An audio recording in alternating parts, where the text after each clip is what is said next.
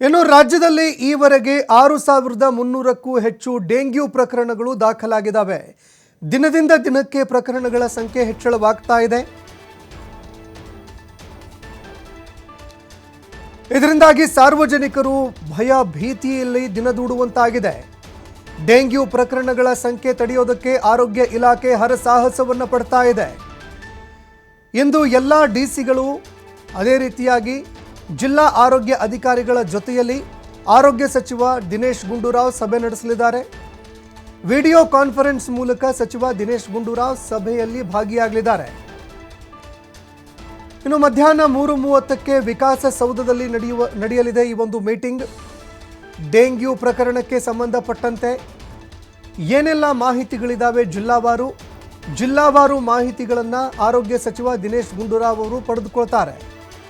ಇನ್ನು ಅದೇ ರೀತಿಯಾಗಿ ಈವರೆಗೆ ತೆಗೆದುಕೊಂಡಿರುವಂತಹ ಕ್ರಮಗಳೇನು, ಜಿಲ್ಲೆಗಳಲ್ಲಿ ಡೆಂಗ್ಯೂ ಪ್ರಕರಣವನ್ನು ನಿಯಂತ್ರಣ ಮಾಡೋದಕ್ಕೆ ಅಂತ ಏನೆಲ್ಲ ಕ್ರಮಗಳನ್ನು ಕೈಗೊಂಡಿದ್ದೀರಿ, ಅದೇ ರೀತಿಯಾಗಿ ಇನ್ನು ಮುಂದೆ ಕೈಗೊಳ್ಳಬೇಕಾಗಿರುವಂತಹ ಕ್ರಮಗಳೇನು, ಇದೆಲ್ಲದಕ್ಕೂ ಸಂಬಂಧಪಟ್ಟಂತೆ ಚರ್ಚೆ ನಡೆಯುತ್ತೆ.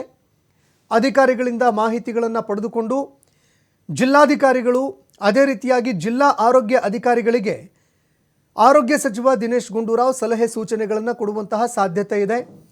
ಇನ್ನು ಅದೇ ರೀತಿಯಾಗಿ ಸರಿಯಾಗಿರುವಂತಹ ಕ್ರಮಗಳನ್ನು ಕೈಗೊಳ್ಳಲಾಗ್ತಾ ಇಲ್ಲ, ಮುನ್ನೆಚ್ಚರಿಕೆ ಕ್ರಮಗಳನ್ನು ಸರಿಯಾಗಿ ತೆಗೆದುಕೊಳ್ತಾ ಇಲ್ಲ ಅನ್ನುವಂತಹ ಆರೋಪಗಳು ಕೇಳಿಬರ್ತಾ ಇತ್ತು.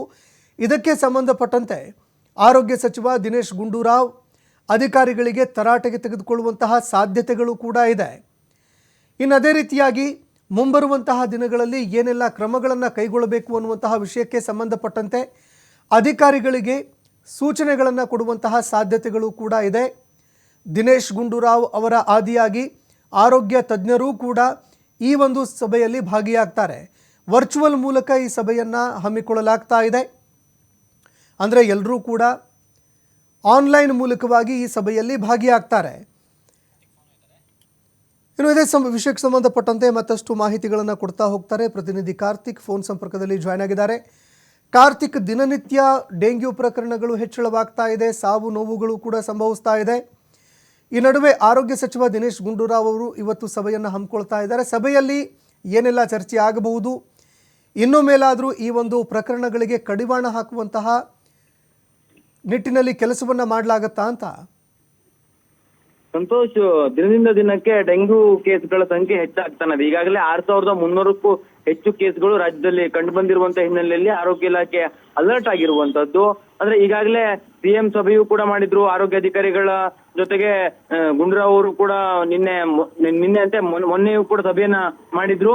ನಿನ್ನೆಯೂ ಕೂಡ ಅಂದ್ರೆ ಆರೋಗ್ಯ ಅಧಿಕಾರಿಗಳು ಸಭೆಯನ್ನ ನಡೆಸಿ ಅದು ಸಂಬಂಧಪಟ್ಟಂತೆ ಕ್ರಮಗಳನ್ನ ಯಾವ ರೀತಿಯಾಗಿ ವಹಿಸಬೇಕು ಅನ್ನುವ ನಿಟ್ಟಿನಲ್ಲೂ ಕೂಡ ಸಭೆಯನ್ನು ಕೂಡ ಮಾಡಿರುವಂತದ್ದು. ಅಂದ್ರೆ ಸಾಲು ಸಭೆಗಳನ್ನ ಆರೋಗ್ಯ ಇಲಾಖೆ ಮಾಡ್ತಾನೆ ಇದೆ. ಜೊತೆಗೆ ಇವತ್ತು ವರ್ಚುವಲ್ ಮೂಲಕ ಆರೋಗ್ಯಾಧಿಕಾರಿಗಳೊಂದಿಗೆ ಸಚಿವರಾಗಿರುವಂತಹ ದಿನೇಶ್ ಗುಂಡೂರಾವ್ ಅವರು ಸಭೆಯನ್ನ ಮಾಡ್ಲಿಕ್ಕಿದ್ದಾರೆ.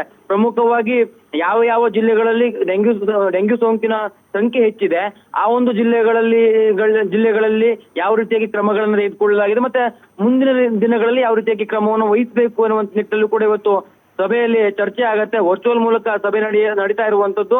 ಅಂದ್ರೆ ಪ್ರಮುಖವಾಗಿ ಡಿಎಚ್ಒಗಳು ಕೂಡ ಇರ್ತಾರೆ, ಜೊತೆಗೆ ತಾಲೂಕು ಆರೋಗ್ಯಾಧಿಕಾರಿಗಳು ಕೂಡ ಇರ್ತಾರೆ, ಜೊತೆಗೆ ಜಿಲ್ಲಾಧಿಕಾರಿಗಳು ಕೂಡ ಈ ಒಂದು ಸಭೆಯಲ್ಲಿ ಭಾಗಿಯಾಗ್ತಾರೆ. ಆರೋಗ್ಯ ಇಲಾಖೆಯ ಎಲ್ಲಾ ಹಿರಿಯ ಅಧಿಕಾರಿಗಳು ಕೂಡ ಈ ಒಂದು ಸಭೆಯಲ್ಲಿ ಭಾಗಿಯಾಗಿ ಅಂದ್ರೆ ಪ್ರಮುಖವಾಗಿ ಅಂದ್ರೆ ಜಿಲ್ಲಾ ಹಂತದಲ್ಲಿ ಯಾವ ರೀತಿಯಾಗಿ ಈಗ ಡೆಂಗ್ಯೂ ಸೋಂಕನ್ನ ನಿವಾರಣೆ ಮಾಡೋದಕ್ಕೆ ಕ್ರಮಗಳನ್ನ ವಹಿಸಲಾಗ್ತಾ ಇದೆ. ಜೊತೆಗೆ ಕೆಲವೊಂದಿಷ್ಟು ಜಿಲ್ಲೆಗಳಲ್ಲಿ ಹೆಚ್ಚಿನ ಪ್ರಮಾಣದಲ್ಲಿ ಡೆಂಗ್ಯೂ ಪ್ರಕರಣಗಳು ಕಂಡುಬರ್ತಾ ಇರುವಂತಹ ಹಿನ್ನೆಲೆಯಲ್ಲಿ ಆ ಒಂದು ಜಿಲ್ಲೆಗಳಲ್ಲಿ ಯಾವ ರೀತಿಯಾಗಿ ಕ್ರಮಗಳನ್ನ ಇನ್ನೂ ಹೆಚ್ಚಿನ ರೀತಿಯಲ್ಲಿ ಮಾಡಬೇಕು, ಜೊತೆಗೆ ಆರೋಗ್ಯ ಕಾರ್ಯಕರ್ತೆಯರು ಯಾವ ರೀತಿಯಾಗಿ ಜನರಿಗೆ ಅವೇರ್ನೆಸ್ ಅನ್ನ ಮೂಡಿಸಬೇಕು, ಜೊತೆಗೆ ಇದುವರೆಗೂ ಕೈಗೊಂಡಿರುವಂತಹ ಕ್ರಮಗಳ ಕುರಿತು ಕೂಡ ಆರೋಗ್ಯ ಇಲಾಖೆಯ ಅಧಿಕಾರಿಗಳಿಂದ ಸಚಿವರು ಮಾಹಿತಿಯನ್ನ ಪಡ್ಕೊಳ್ತಾರೆ. ಜೊತೆಗೆ ನಿನ್ನೆಯೂ ಕೂಡ ಒಂದು ಆರೋಗ್ಯ ಇಲಾಖೆ ತೀರ್ಮಾನವನ್ನು ತೆಗೆದುಕೊಂಡಿರುವಂತದ್ದು. ಡೆಂಗ್ಯೂ ಸೋಂಕಿಗೆ ಏನು ಶುಲ್ಕವನ್ನ ಖಾಸಗಿ ಆಸ್ಪತ್ರೆಗಳಲ್ಲಿ ಹೆಚ್ಚಿನ ಪ್ರಮಾಣದಲ್ಲಿ ವಸೂಲಿಯನ್ನ ಮಾಡಲಾಗ್ತಾ ಇತ್ತು ಅನ್ನುವಂತ ಆರೋಪವನ್ನು ಕೇಳಿಬಂದಿತ್ತು. ಅದಕ್ಕೆ ಸಂಬಂಧಪಟ್ಟಂತೆ ನಿನ್ನೆ ದರವನ್ನು ಕೂಡ ಪರಿಷ್ಕರಣೆ ಮಾಡಿರುವಂತದ್ದು. ಅದನ್ನು ಕೂಡ ಕಟ್ಟುನಿಟ್ಟಾಗಿ ನಿಯಮಾವಳಿಯ ಪ್ರಕಾರವಾಗಿ ಅಂದ್ರೆ ಶುಲ್ಕವನ್ನು ತೆಗೆದುಕೊಳ್ಳುವ ನಿಟ್ಟಿನಲ್ಲೂ ಕೂಡ ಕ್ರಮವನ್ನು ವಹಿಸುವಂತೆಯೂ ಕೂಡ ಸೂಚನೆಯನ್ನು ಕೊಡಲಾಗುತ್ತೆ. ಜೊತೆಗೆ ಖಾಸಗಿ ಆಸ್ಪತ್ರೆಗಳೇನಾದ್ರೂ ಹೆಚ್ಚಿನ ಪ್ರಮಾಣದಲ್ಲಿ ಶುಲ್ಕವನ್ನ ವಸೂಲಿ ಮಾಡುವಂತದ್ದು ಕಂಡು ಬಂದ್ರೆ ಅವರ ಮೇಲೆ ಕ್ರಮವನ್ನು ಜರುಗಿಸೋದಕ್ಕೂ ಕೂಡ ಈಗಾಗಲೇ ಸಚಿವರು ಇವತ್ತಿನ ಸಭೆಯಲ್ಲಿ ಸೂಚನೆಯನ್ನು ಕೂಡ ಕೊಡ್ಲಿಕ್ಕಿದ್ದಾರೆ. ಸಂತೋಷ್. ಧನ್ಯವಾದಗಳು ಕಾರ್ತಿಕ್ ನಿಮ್ಮೆಲ್ಲ ಮಾಹಿತಿಗೆ.